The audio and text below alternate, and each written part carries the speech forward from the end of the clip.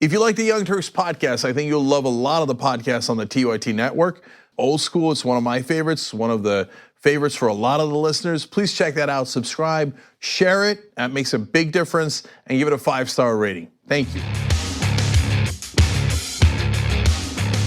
Welcome to the Young Turks. We are your trusty hosts, Kasparian and John Iadarola. I like that. Yeah. I'm looking forward to today's show. We're gonna make fun of Mike Bloomberg. You've been in the best mood that I've seen you in a long time, it's like 3 actually years. A huge 180 from yesterday. I was not in a good mood yesterday. Oh, okay. I wasn't like nothing in particular. I was just like frustrated at things happening in the world, and today the news is about like dogs and ice cream. Like well, it's later. We have a lot of serious stuff to get to. I do want to give you guys an important update on what's happening in California's 25th district, and later in the show, we're going to talk about how Donald Trump is actually panicking about the possibility of running against Bernie Sanders.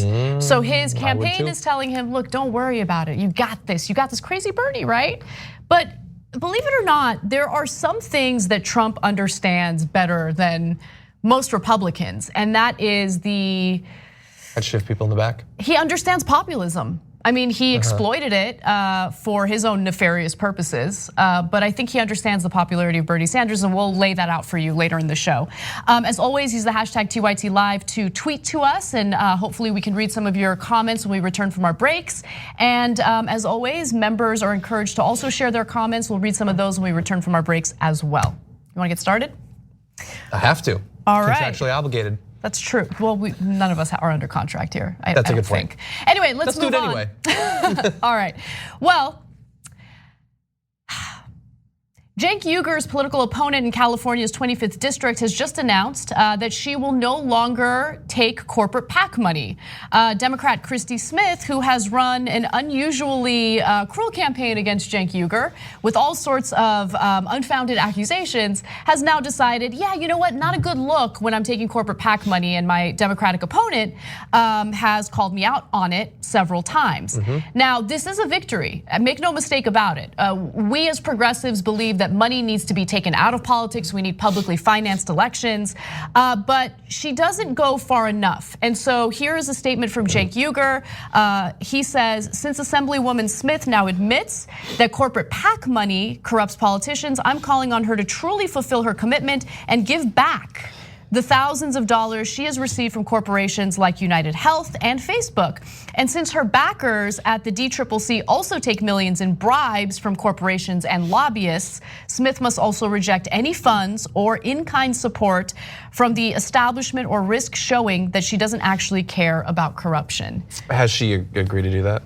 Well, who knows? I mean, I'm actually curious to see if she'll ever agree to a debate. She notoriously dodged a debate with the other candidates, including Cenk Uyghur. And she argues that the reason why she did that is because she's a woman of substance. Because a woman of substance dodges a political debate as she's running a campaign. Okay. Yeah, that's also an interesting commentary on all of the women who haven't dodged debates, including women who have endorsed her. So Kamala Harris, she went to a bunch of debates, no substance there. Barbara Boxer, Nancy Pelosi, all of them. You know, it's good to have their endorsement, but you'd prefer to get endorsements from women of substance. And they were wasting all their time actually engaging in the American democracy by debating their opponents. Actually, I'm not even sure if Pelosi does, but Kamala Harris definitely did.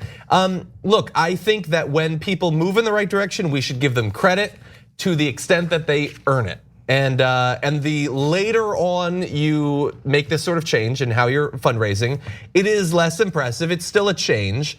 And it is coming right after the DCCC has announced that they're going to be supporting her. So it's a little bit easier for you to cut off that sort of funding when you know that it's going to be gained on your behalf and spent on your behalf. Yep. And so I think this demonstrates that the pressure works, but also I think that the people are savvy enough that they're not going to just take one little quote, some assurance. They're going to want to see if it actually means something in reality. I think you're absolutely right, and I just think that this does show, to your point, that there is a lot of, if you're politically active and you apply that pressure on politicians, they will respond, because what do they care about more than anything? Maintaining their political careers, right? And so Christy Smith was not looking good, and she continues to not look good in this district, especially when you look at her record, something that we talked about during our interview with Cenk Uygur on The Conversation just yesterday. Her votes against affordable housing in California are disastrous, and it has to do with the real estate industry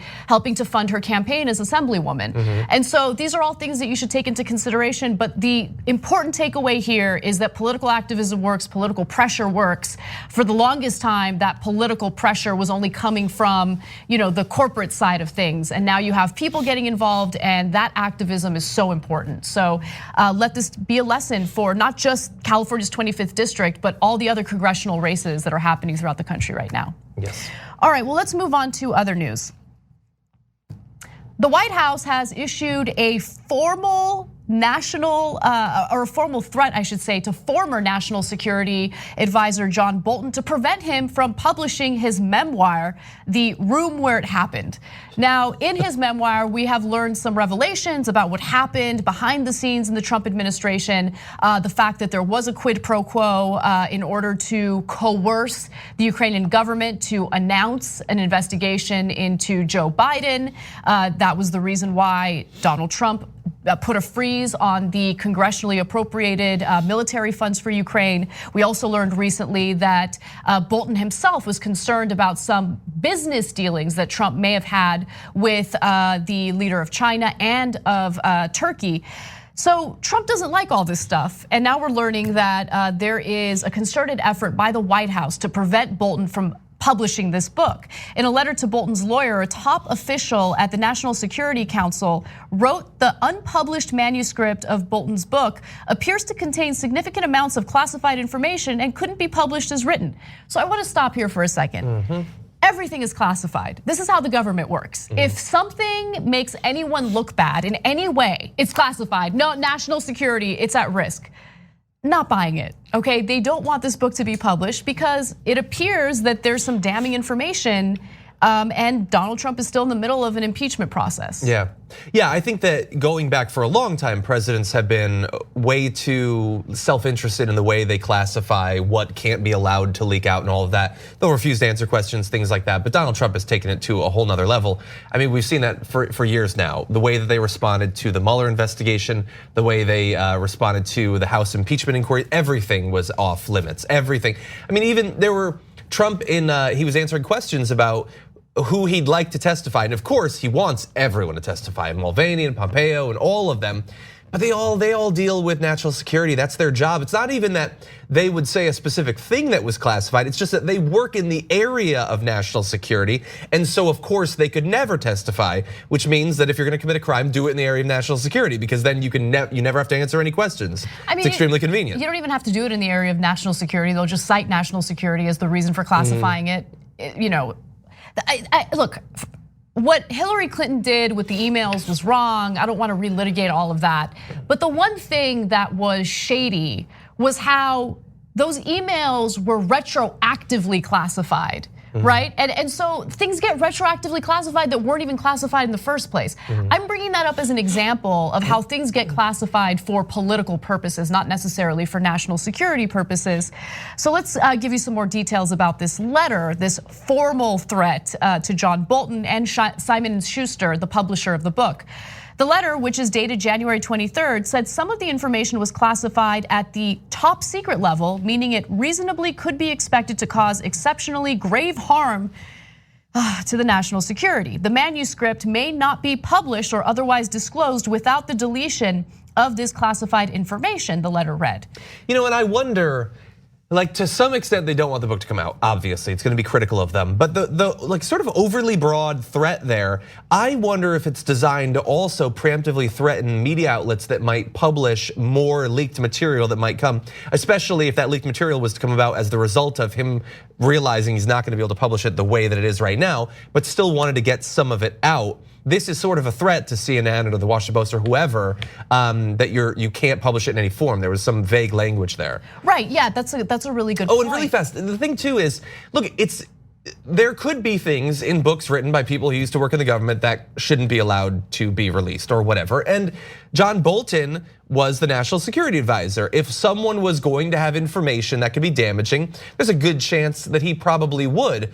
But from everything that we know about this book, he is describing basically what was done to his staff, what was done, like obviously in pursuit of this quid pro quo. Does he have information about the US-North Korea relations that could be damaging? Yes. Is that in the book? It doesn't seem like it. I highly doubt. Look, I don't want to give John Bolton too much credit for anything, but I honestly don't believe that John Bolton would take highly classified, top secret material and publish it in his book. I certainly don't think that the publisher, Simon & Schuster, would put themselves on the line by publishing classified material.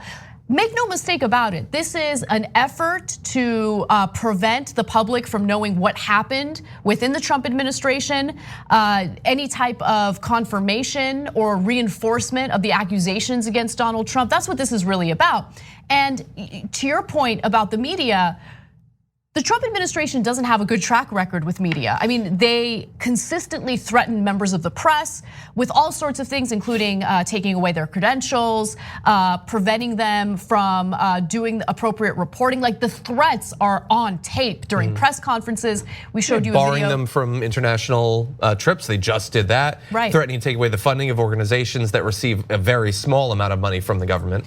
And so luckily, we have a good number of free speech activists on the right, like the Ben Shapiros and the Dave Rubins of the world, who are outraged by this, because free they really speech absolutists. Absolutists, exactly. They're really fighting to make sure that John Bolton's able to publish his book. Yeah.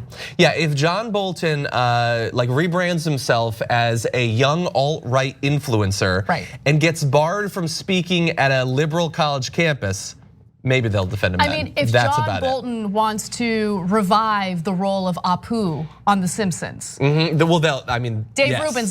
Rubin's looking to defend you, okay? Is that really an issue that he opined on? Yes, of course. Oh my God. Of course. But anyway, one other part of the story that I do want to share with you is, as we've previously shared, the Trump administration is going after Bolton. They're being pretty vicious about it. Donald Trump himself recently tweeted a bunch of nonsense, but I do want to share one tweet with you because it really does just show you how unhinged this man is and how he'll turn on anyone who has the audacity to hold him accountable for his criminal acts as executive in chief. Why didn't John Bolton complain about this nonsense a long time ago when he was very publicly terminated? He said, not that it matters, nothing. But he's saying something right now, I mean, through his book, and he seems to be itching to testify, and Donald Trump has already said that he'll use executive privilege to block that from happening. But look, there was an interesting exchange on Fox that I want to just quickly share with you because the commentary here really hits the nail on the head. Take a look. We know John, he used to work here. He is a very intelligent, strong-willed, meticulously honest person. By the way, he was a conservative icon until he wasn't. He was a conservative icon until 2 days ago. Right. Now the things they're saying about him, it sounds like they're talking about Nancy Pelosi. I really do respect the fact that Judge Napolitano would like to match his tie to like the graphics package for Fox Business. No, but his commentary there was absolutely correct. I mean, he's like, John Bolton is part and parcel of the conservative establishment. Everyone loved him, from the media to conservative politicians, and now all of a sudden he's public enemy number one. Yeah, Lou Dobbs is calling him a tool of the left. I think it was The Daily Show put together this montage of Lou Dobbs talking about John Bolton. He said nicer things than I've ever said about anyone. Like, he loved this guy up until a week ago, but there's no, like, the sort of the thinking on the right is not flexible in terms of evolution or learning. But if they need to conveniently jettison a position, they will do it with, there's no looking back. It's totally comfortable for them. Yeah, exactly. Yeah, Judge Napolitano has been pretty good recently, willing to make himself pretty soon probably in exile from Fox News by criticizing Donald Trump. But he is right. The things that Donald Trump just said in that tweet, So absurd. Not that it matters, but you're tweeting about it. You're implying that it matters. And he says, why didn't he talk about it earlier? We found out today that he did. He apparently talked to a senator earlier, which we'll get into. He also talked to William Barr. According to the book, he raised concerns to William Barr. And even William Barr responded with concerns about how Trump might at least give the appearance that he has some sort of deal, personal deal with the leader of China. Yeah. So, I mean, look, when you're dealing with criminal activity, which is exactly what Trump was engaged in, and that's according to the Government Accountability Office. They released a report on this saying that Trump absolutely did break the law. When you're dealing with that, you gotta understand that speaking out is going to lead to backlash and retaliation. So don't roll around in the mud with pigs. Just don't. You're gonna get dirty.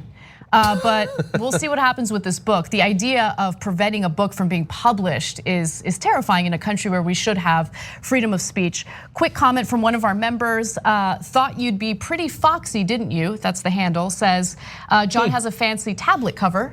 You do, it's very nice. That was not the comment I wanted to read though. A bucket of squirrels is ammo against logic says, title as blunt as that mustache. Which is actually true. The title of his memoir is The Room Where It Happened. Yeah. It's a stupid title, as many great political philosophers and analysts have pointed out. A dumb title from a dumb guy. Well, thank you to our members for their comments. You can become a member by going to tyt.com/join. We're gonna take a brief break. When we come back, we have more news for you, including the corruption of the very senators who are supposed to be holding Donald Trump accountable in this impeachment trial. We need to talk about a relatively new show called the Republic, or UNFTR. As a Young Turks fan, you already know that the government, the media, and corporations are constantly peddling lies that serve the interests of the rich and powerful. But now there's a podcast dedicated to unraveling those lies, debunking the conventional wisdom. In each episode of the Republic, or UNFTR, the host delves into a different historical episode or topic that's generally misunderstood or purposely obfuscated by the so-called powers that be, featuring in-depth research, razor-sharp commentary, and just the right amount of vulgarity. The UNFTR podcast takes a sledgehammer to what you thought you knew about some of the nation's most sacred historical cows. But don't just take my word for it. The New York Times described UNFTR as consistently compelling and educational, aiming to challenge conventional wisdom and upend the historical narratives that were taught in school. For as the great philosopher Yoda once put it, you must unlearn what you have learned. And that's true whether you're in Jedi training or you're uprooting and exposing all the propaganda and disinformation you've been fed over the course of your lifetime. So search for UNFTR in your podcast app today and get ready to get informed, angered, and entertained all at the same time.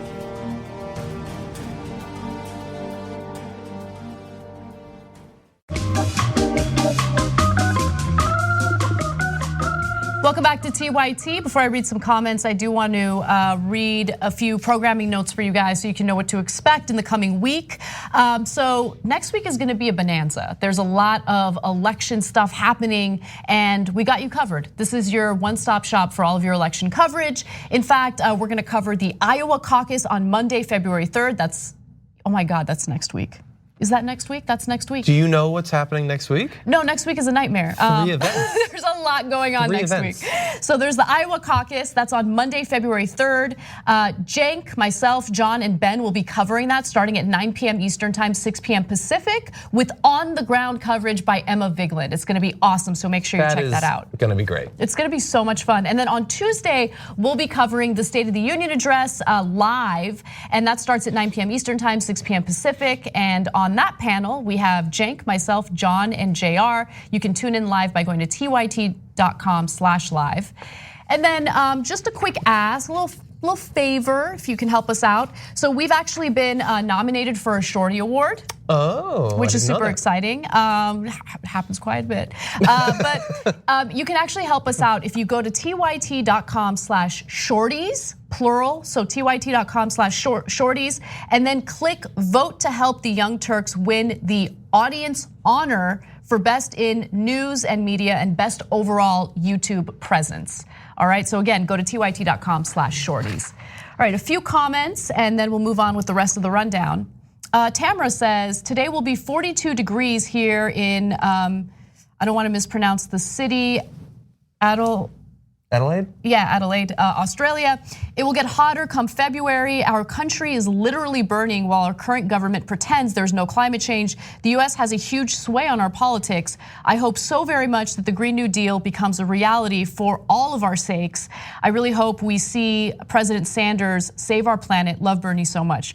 I couldn't agree with you more. And those bushfires in Australia were devastating to people living there, obviously, but also to the wildlife. It's just, we're seeing the consequences of climate change right now, and we need a real leader who has a true vision of how to combat it. Yeah. Witty sometimes says, why isn't there a formal process of classifying information? No information should be able to be classified specifically to protect someone in power. I totally agree with you. To be honest, I don't know what the process of classifying information is.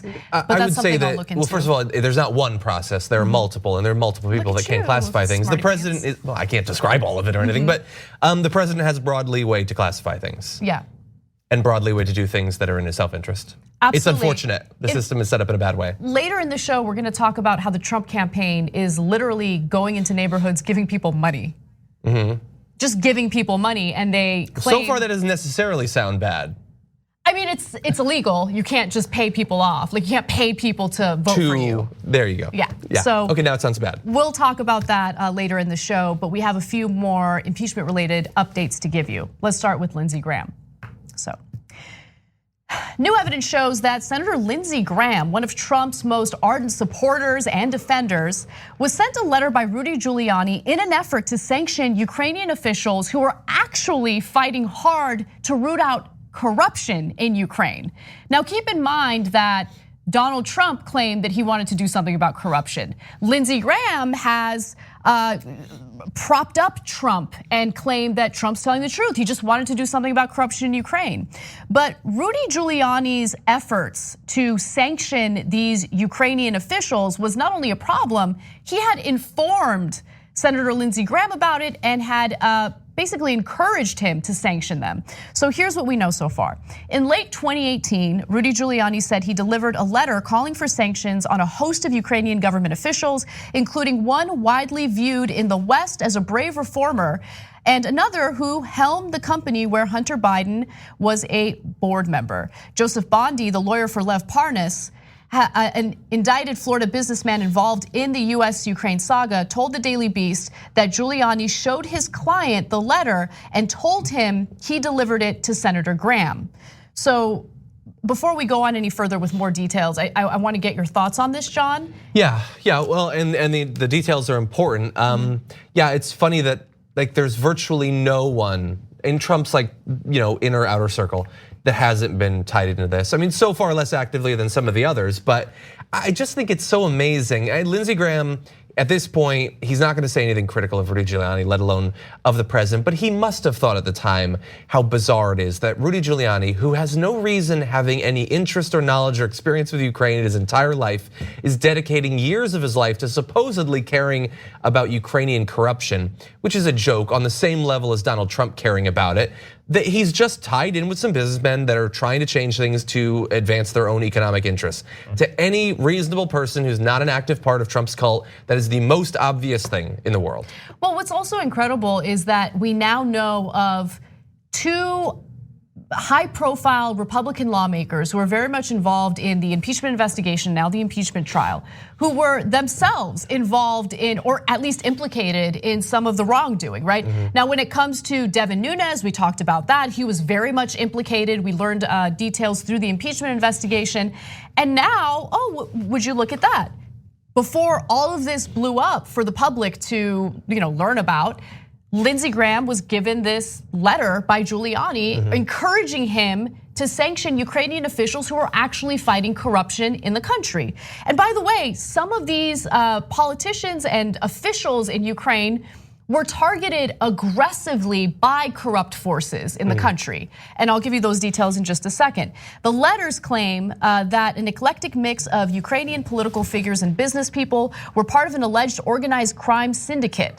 The letters claim that the individuals were, quote, actively involved in the siphoning of funds appropriated by the American government for aid to Ukraine. Now, that is not the case. We know that that's actually the opposite of what was really going on. Rudy Giuliani was representing corrupt clients in Ukraine who wanted to get rid of these Ukrainian officials who were actually fighting corruption. So Rudy Giuliani was representing the bad guys. Make no mistake about it. The letter arrived a month before Giuliani tried to help former Ukrainian top prosecutor Viktor Shokin travel to the United States and meet with Graham. Now, Shokin was never given that visa, and probably has something to do with the fact that Shokin was one of the corrupt prosecutors, the corrupt prosecutor who ended up getting fired.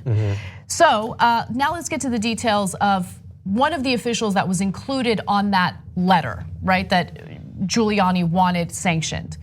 Included in the list was Valeria Gontareva, the head of the National Bank of Ukraine from mid-2014 to mid-2017. The inclusion of her is notable. In 2016, she oversaw the Ukrainian government's decision to seize control of a bank that belonged to oligarch Kolomoisky.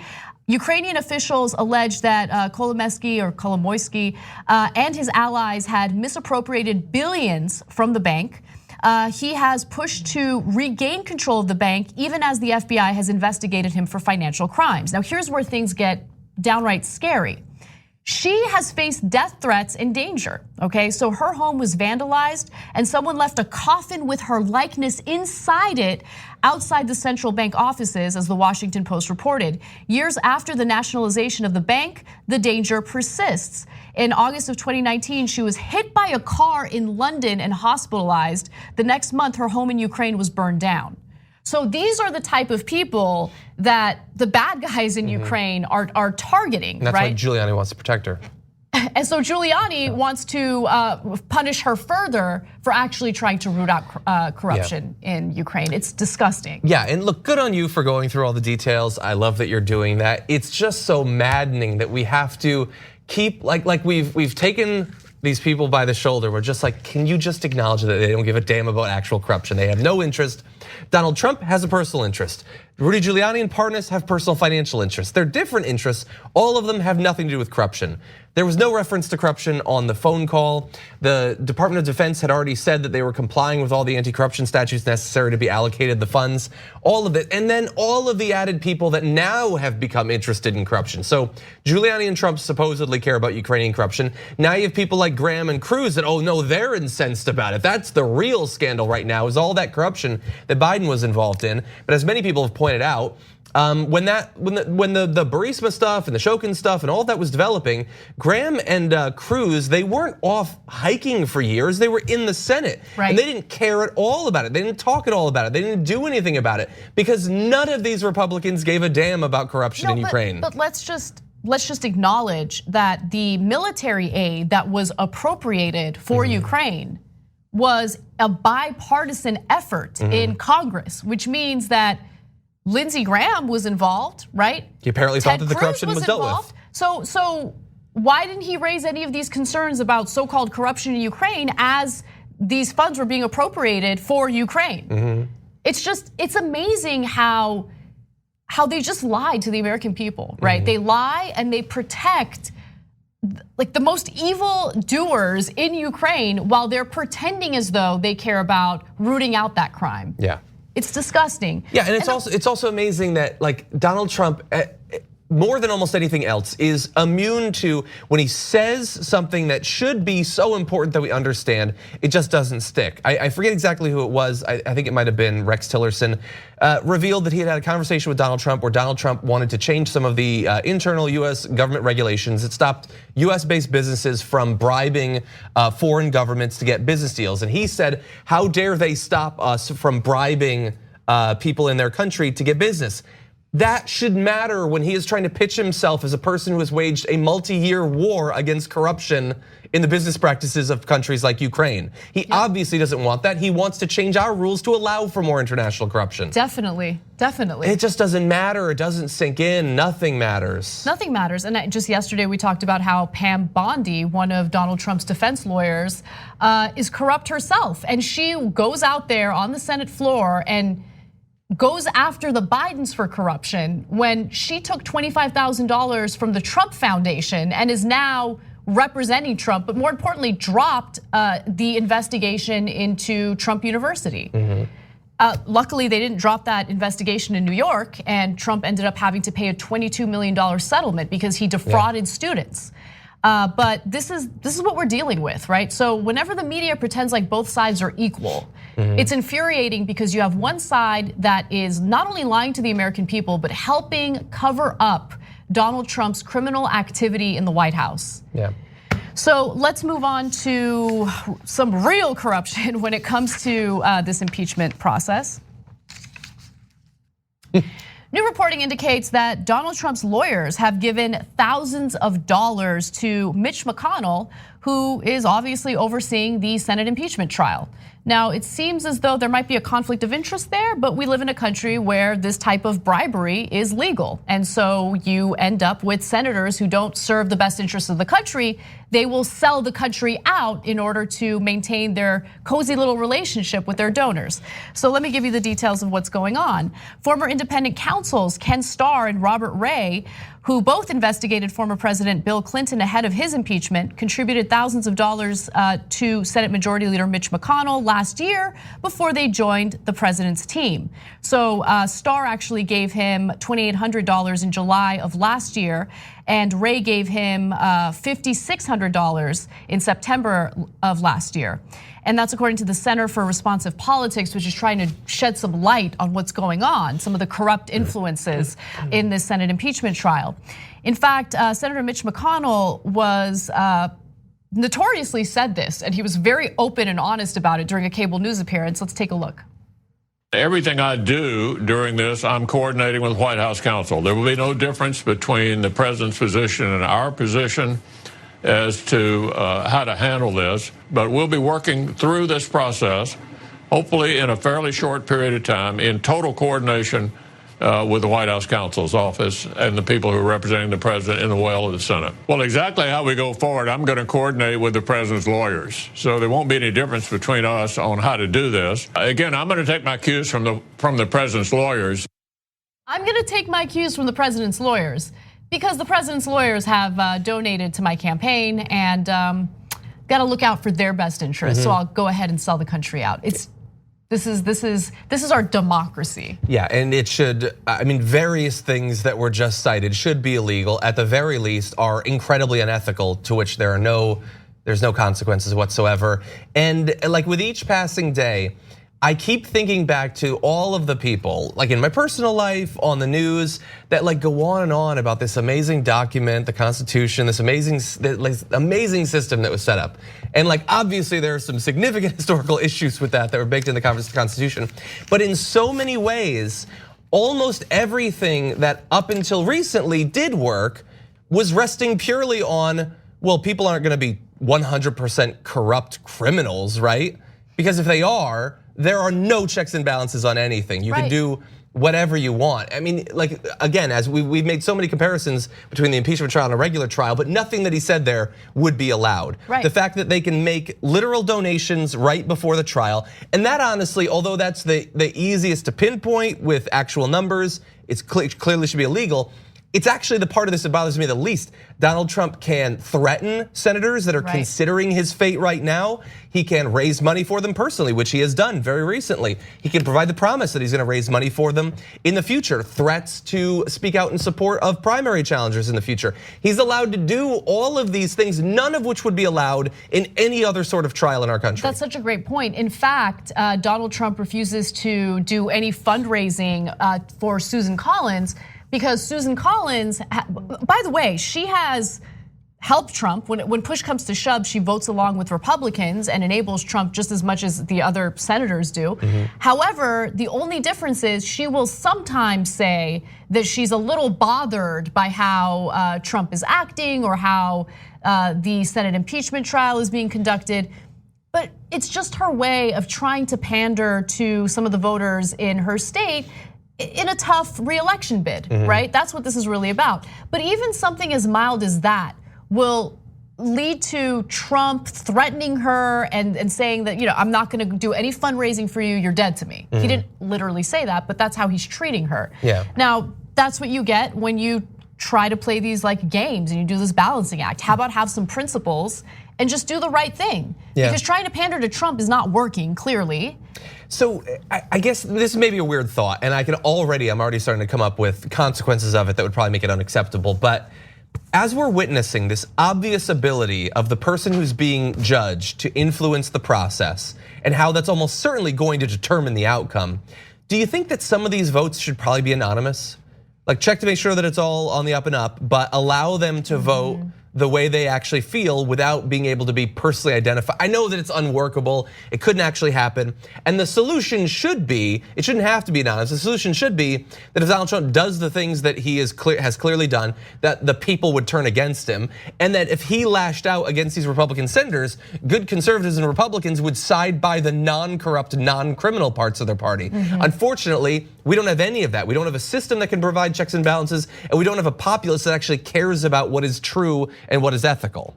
Yeah, that's actually a really interesting proposal, and I've never thought about it. It wouldn't work. It really depends on how that anonymous vote is cast. Like, do the senators know what other senators are voting on? Because that'll be leaked immediately. They couldn't, yeah. No, there's no way. You give them a special key and they go into a room. Yeah. It verifies their identity. This is stupid. And it's a little bit of a slippery slope as well, because I don't want that to then be used for congressional votes on things that, I know. Like let's say spending bills or NDAA thing, that kind of stuff. So yeah, it's not gonna work. I think the transparency is important. All right, well, we need better people is what we need basically. Yeah, we need to apply political pressure and elect better representatives, that's for sure.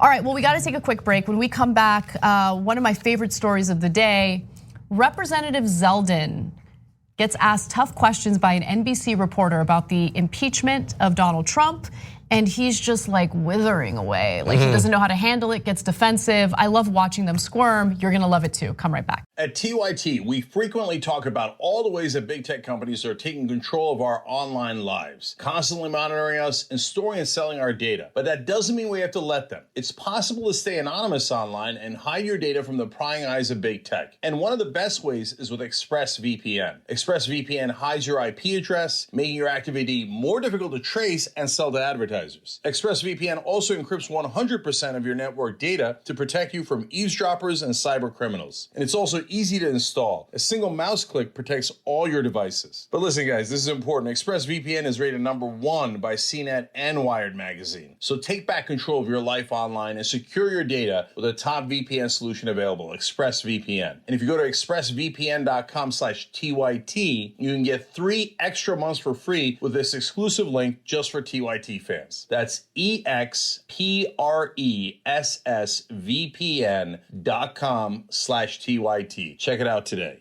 We hope you're enjoying this free clip from the Young Turks. If you want to get the whole show and more exclusive content while supporting independent media, become a member at tyt.com/join today.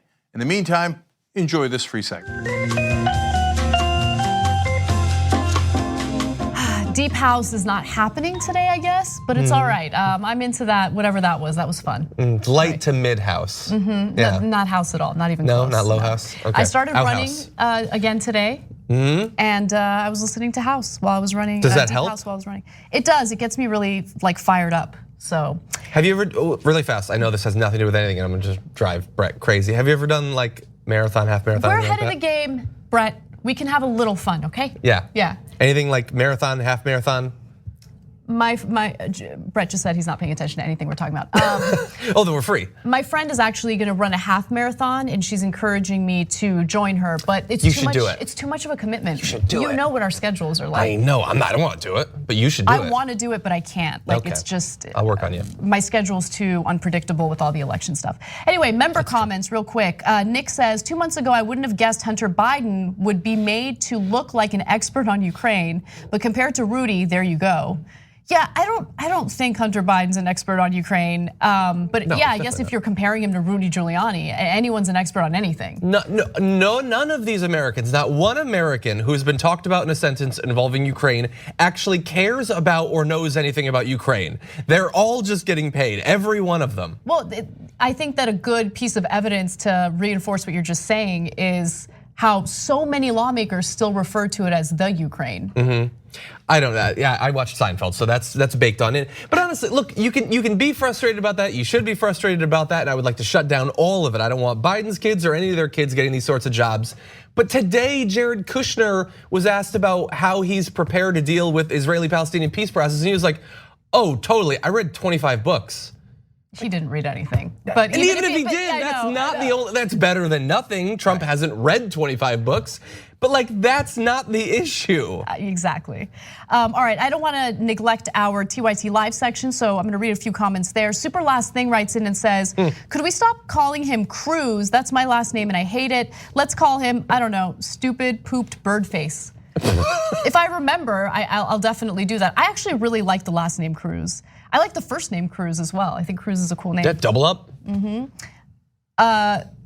Big C says, I'm actually appalled and befuddled after listening to the impeachment trial on my way home from work. I did not realize Hunter Biden is actually the POTUS on trial, not Donnie. Thanks, Republicans. Such a good point. I mean, they keep going back to Hunter Biden. And look, we're honest on the show about how it doesn't look good to serve on a board for a foreign country when you have no expertise and your father is the VP.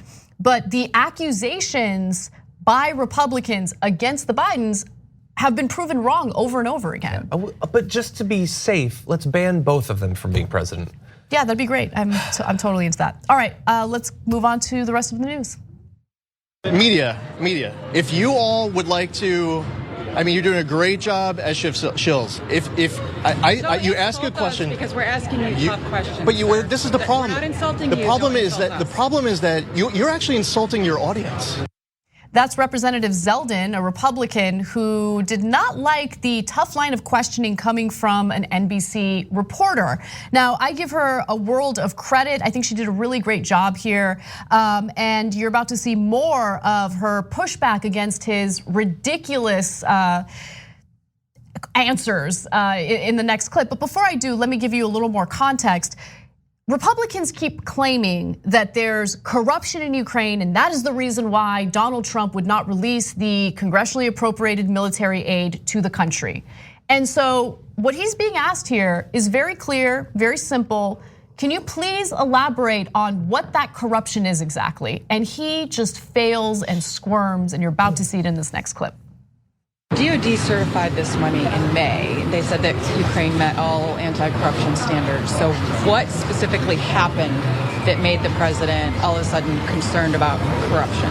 What specific corruption was he chasing at that? That's a great question. I'll point out a few things. First off, a lot of the witnesses were talking about a lot of corruption issues that they were working on directly with the Ukraine government. It was a consensus of everyone who works Ukraine policy for the United States government, not just people who are political appointees, but also career officials in the United States government, all concerned about corruption in Ukraine. It is the top issue in Ukraine, going back whether it was past administrations, the current administration right now in Ukraine, past administration Ukraine.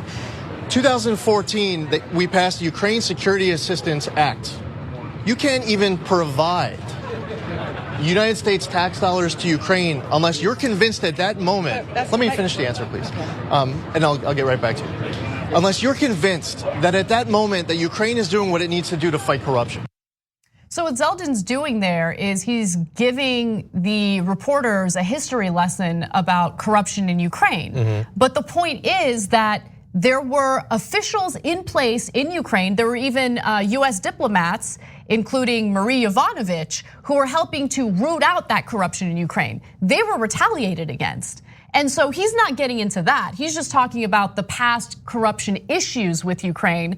And understandably, the NBC reporter is getting increasingly frustrated with him trying to dodge the question. Yeah, and one reason is her question involved the reference to the true fact that the DOD said they've met all of their requirements when it has to do with corruption. And then he started talking about a whole bunch of stuff from before that period. Exactly. So it's like, oh, okay, that's true, that was true, that was true. Okay, and then it was certified.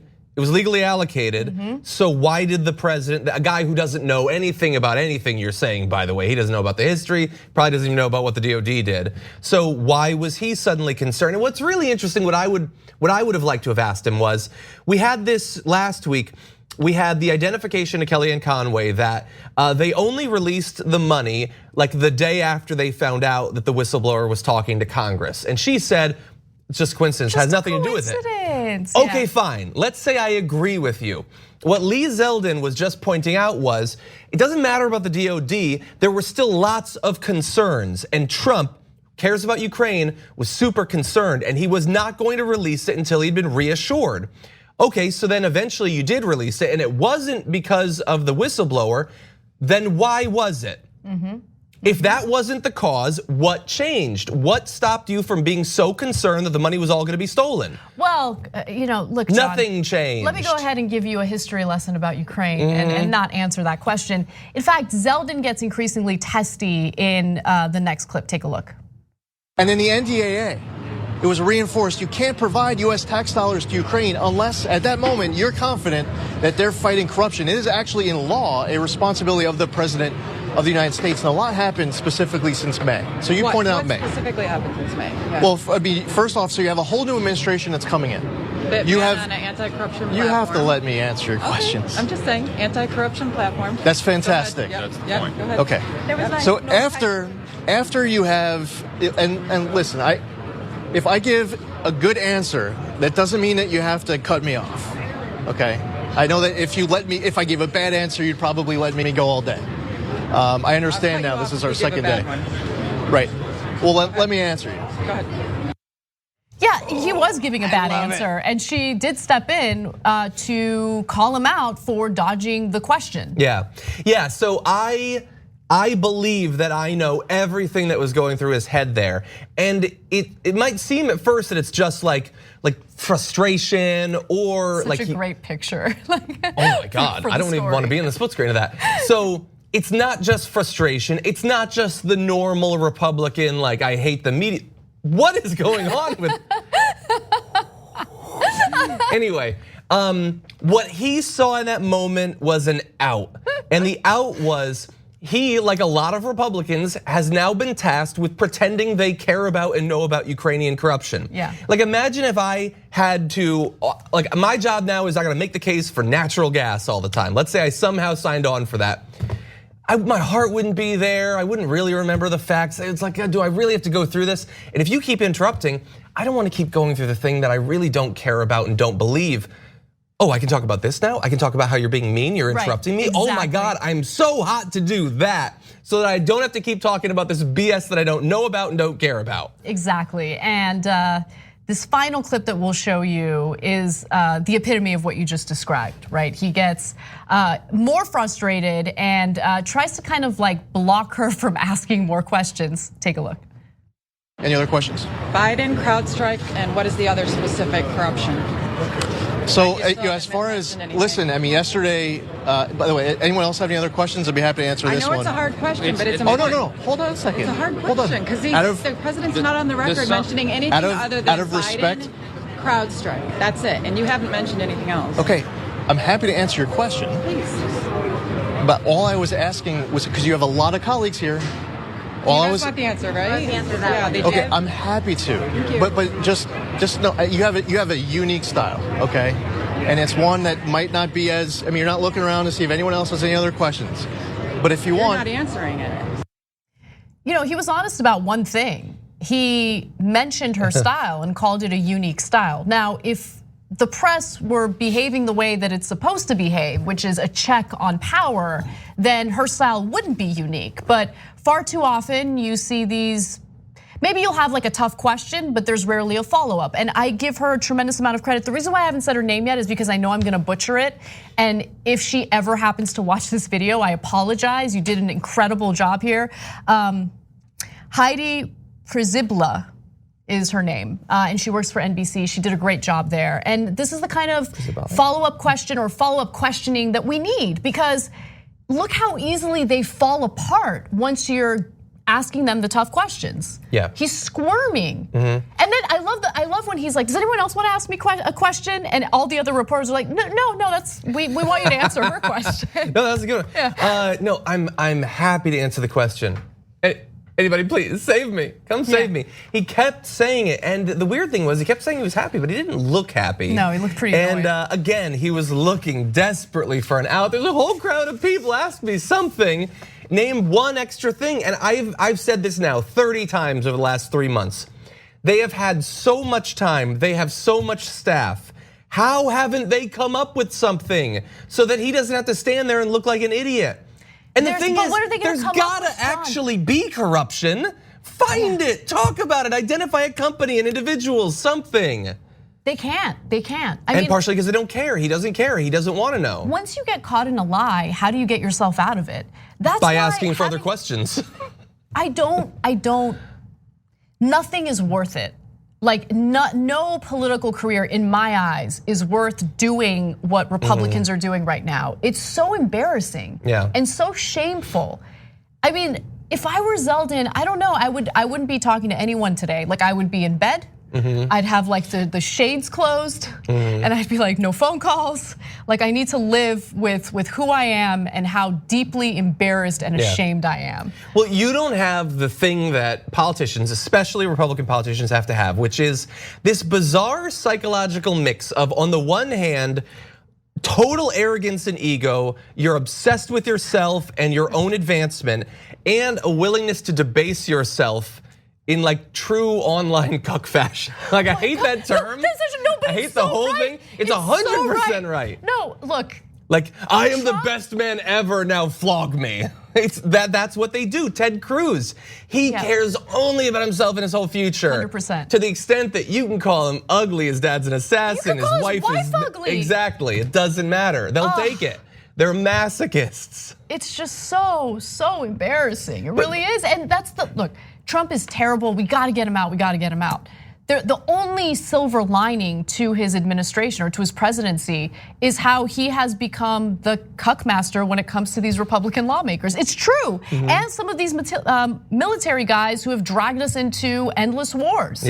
He has, strangely enough, outmaneuvered them in some ways. And he is an imbecile, so it's even more incredible when you consider that. That's true, yes. If we're gonna continue the analogy, which we probably shouldn't, he is an expert at cucking them, but at the same time, like the way that he can't help but reveal all of his tiny insecurities and weaknesses and stupidity, like he's like an emotional exhibitionist too. Like he wants to expose how pathetic he is constantly because he gets off on it for some reason. It is pretty insane. I don't know how we got into this. The one other thing I want to say though, he was going for an out, that's definitely true, but, and this is not a new thing, I do hate the trend that I'm seeing though, where you had, the woman, the Republican who was like, you're a liberal hack. I forget who that was. Was it McSally? Yeah, it was McSally, Martha McSally, who we're going to talk about in the postgame show because the Lincoln Project put out a new ad. Oh my God, it's so good. So she has realized, don't answer questions, just insult them, and you are the coolest hero ever.